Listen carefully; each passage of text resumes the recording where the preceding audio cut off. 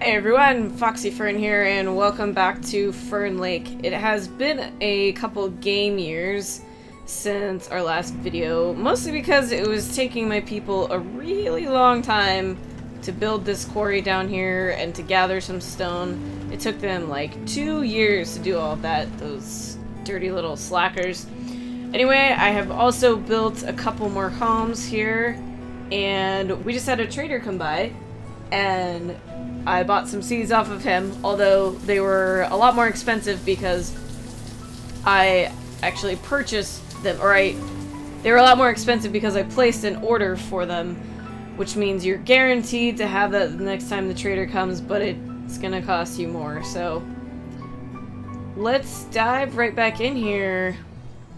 Right now we only have 2 people working at this quarry because, like I said before, it takes a lot of people to really run a full quarry, but the point is, it helps kind of bring in a little bit extra stone because we are starting to have to venture pretty far away over here to get any of this stuff, and my people don't even like coming around here. I'm wondering if they can actually walk around that mountain. I don't see why they couldn't, but we might have to build our mine soon.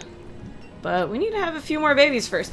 I'm not going to build too many more houses for the time being because we have a pretty high amount of children right now, and we don't want to end up starving our people while we don't have anybody in the labor field.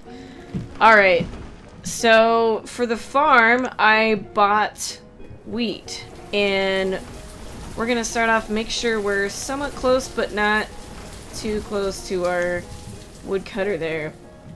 Okay, so I will provide a link for you guys with information on this, but basically you can build a 15 by 15 crop field is the biggest size that you can build, and you can have up to 4 people working on that field.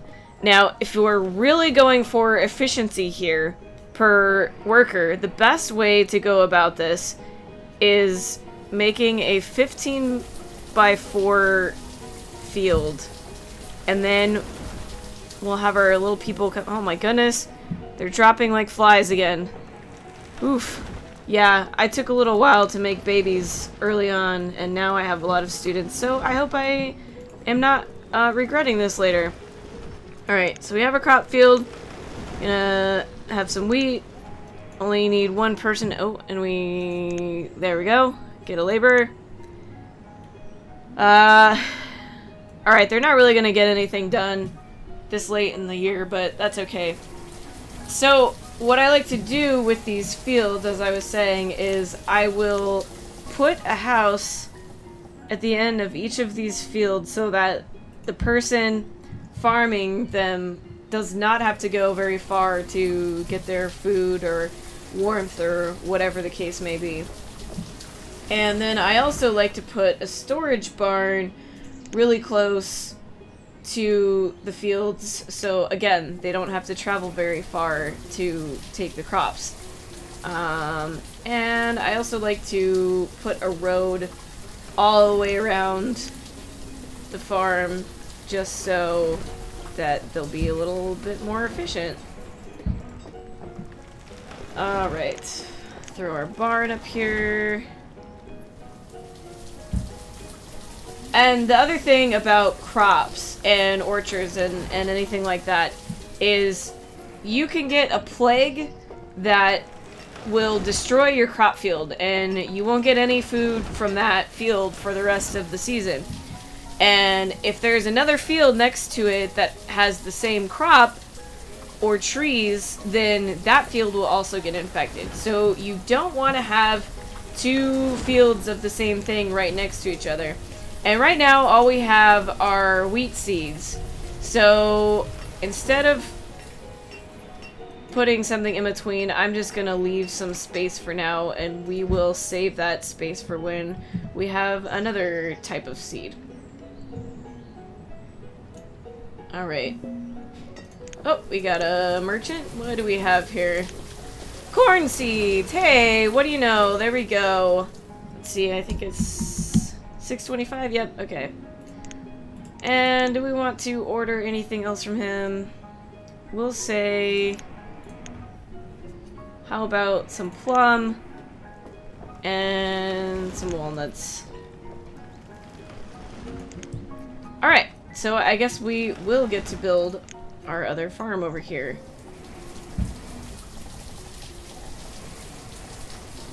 There we have it. And once those get done, we will designate that they're corn.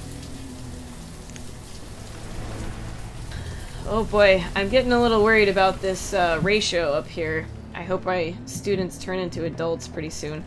Look at our poor little cemetery. So many dead people from Fernlake. Oh, at least they have some nice looking headstones. We have plenty of stone for now. Oh, that's wonderful. We're actually producing quite a bit over here. 22 this season. That's nice, nice. How about we gather a bit more iron right here? Oh, why are you guys cold? Are we low on clothes? No, we should be fine. Another merchant! Fantastic! You just have firewood. I'm not trading you firewood for firewood. Now that is just plain silly. You get out of here. This is ridiculous. We'll get iron, stone, and coal. And we want him to bring that all the time. All the rest of those things we can make ourselves, so... Alright. Get another wheat field here. And we want to make sure... No. You don't really need to... You don't need to take care of that one. We want to make sure to only put one worker on each of these fields, because 2 is just not necessary. Give that one a little house. Storage barn is coming along nicely. Pretty soon we're going to want to build another marketplace too, so that these people that are over here don't have to walk all the way to the other side of the river to get all of their things. Oh, one thing also to mention is I built a little stockpile here by this quarry so that when people are distributing the stone that they mine, they don't have to walk all the way back to town. We can have our market, our trader, whatever they are, our vendor, they can deal with transporting that stuff around. Alright, we're not going to worry about those other fields for the rest of this year because it's already summer and we're not going to be able to do anything with that, really. I'm going to pause the recording for a minute here and come back when I have more things to report. And welcome back, everyone. As you can see here, we have all 4 of our little fields set up nicely and our farmers are hard at work. And not only is this the most efficient, but it's also the most pretty. I mean, look at that. Isn't that just the most beautiful thing you've ever seen?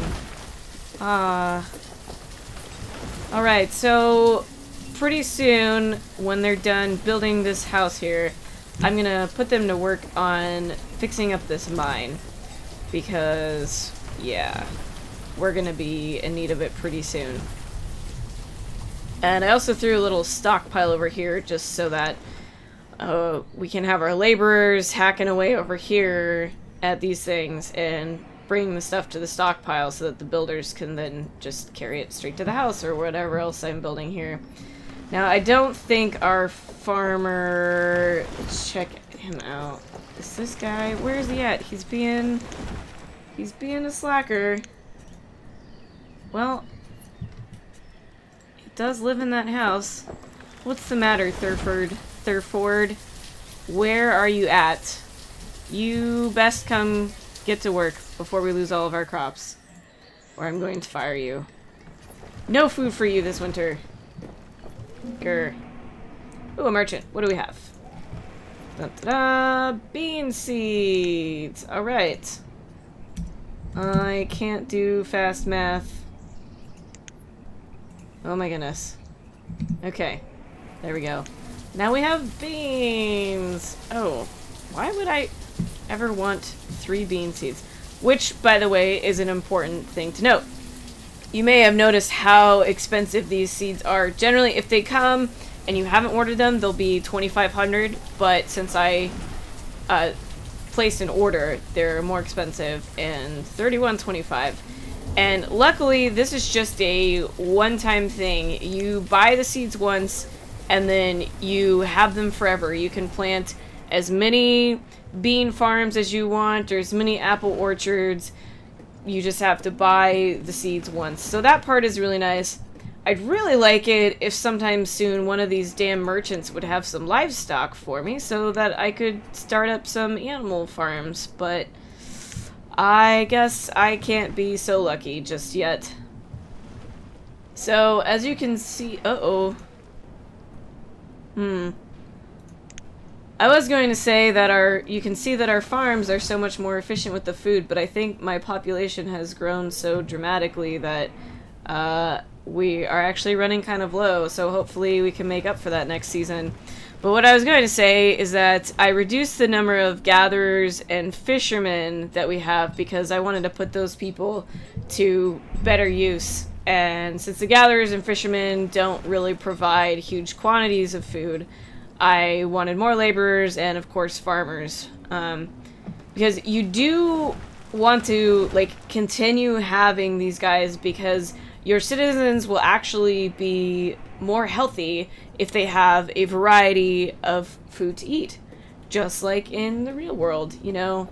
Need our fiber, need our omega-3s, need our fats, and, of course, we also need our carbs. So, I think I can go ahead and unpause the building of this mine. Oh no! Gailey was crushed by a rock. Oh, I'm so sorry, Gailey. That is a horrible, horrible way to go. Anyway, I think I'm really going to follow what I said and actually not build any more houses for a while now because we are losing a lot of people and not gaining a lot of adults just yet. On the plus side, all the adults that we're gaining now have been educated, so they're going to be more efficient at their jobs, and we won't be as likely to die of starvation. Hopefully, I say that now, but we only have 600 food, which can go very, very quickly.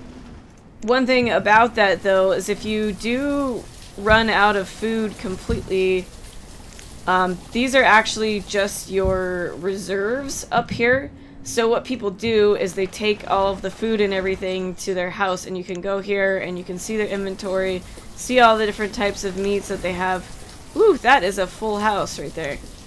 And so if you do run out of food, as long as all of these homes have some food in there, you will last just a little bit longer before your people start to starve.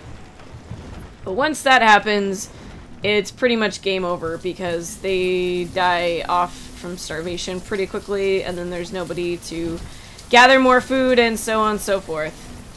Alright, I do think that is a pretty good stopping point for this episode of Banished, and thank you for joining me in Fernlake, and I look forward to seeing all you little Fernians next time.